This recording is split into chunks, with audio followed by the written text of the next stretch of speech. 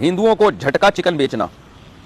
मैं चिकन का बिजनेस करता हूँ, मेरे पास काफ़ी ऐसे हिंदू कस्टमर आते हैं जो कहते हैं कि इनको झटके का चिकन चाहिए, तो क्या इनको वो बेचना हलाल है या हराम? कौसर अहमद इंडिया से। हराम है, बिल्कुल जायज़ नहीं है। मुसलमान के लिए मुर्दार कुत्ते को खिलाना जायज़ नहीं है। यानी अगर कोई चिकन मुर्दा है ना और कुत्ता है, आप उस कुत्ते को वो मुर्दार गोश्त नहीं खिला सकते। तो गैर मुस्लिम तो फिर भी इंसान है, उसको कहाँ से खिला सकते हैं? तो आपके लिए जायज़ नहीं है किसी गैर मुस्लिम को। यहीं से ये मसला भी समझ लें कि आजकल लोगों ने बिल्लियाँ पाली हुई हैं, उनका गोश्त बाहर से आता है।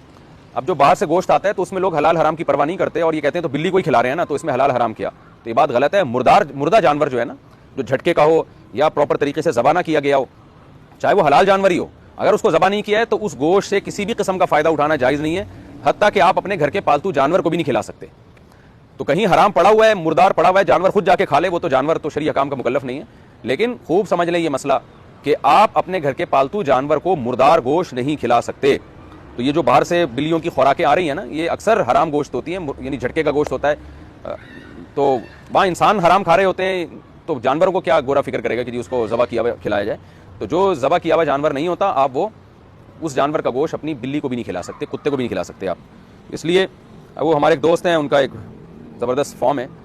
तो मैं वहाँ गया तो उनका घोड़ा मर गया, तो उन्होंने मगरमच्छ को के आगे डाल दिया कि ये खा ले। तो मैंने उनसे कहा भाई ये घोड़ा जब मर गया तो मुर्दार है ना, तो आप मगरमच्छ को नहीं खिला सकते ये गोश्त। हाँ, मर जाए फिर मगरमच्छ खुद ही आके खा ले, तो मगरमच्छ शरीय काम का मुकल्लफ नहीं है।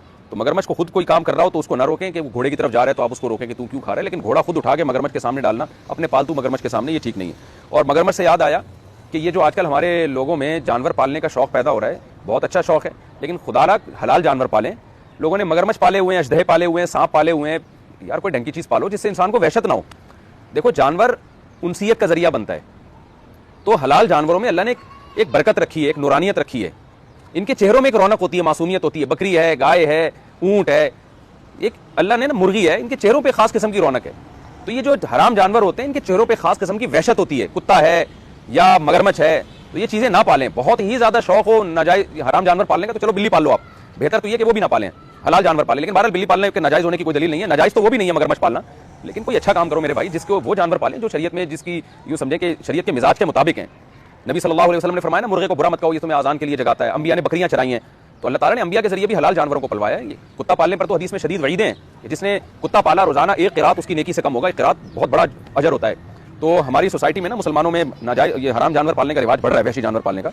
तो मैं कोई फतवा नहीं दे रहा कि ये हराम है, लेकिन ये कि ये काबिल तारीफ़ भी नहीं है ये अमल, इसको ज़्यादा अप्रिशिएट नहीं करना चाहिए। हलाल जानवरों को पालें, इससे गोश्त बढ़ेगा और जो है गोश्त सस्ता होगा सोसाइटी में, इसकी फार्मिंग होगी, तो इससे ज़्यादा फ़ायदे होते हैं। शुतुरमुर्ग पाल लें आप। तो झटके का गोश्त मेरे भाई ना हिंदू को बेच सकते हैं ना ईसाई को बेच सकते हैं, जायज़ नहीं है।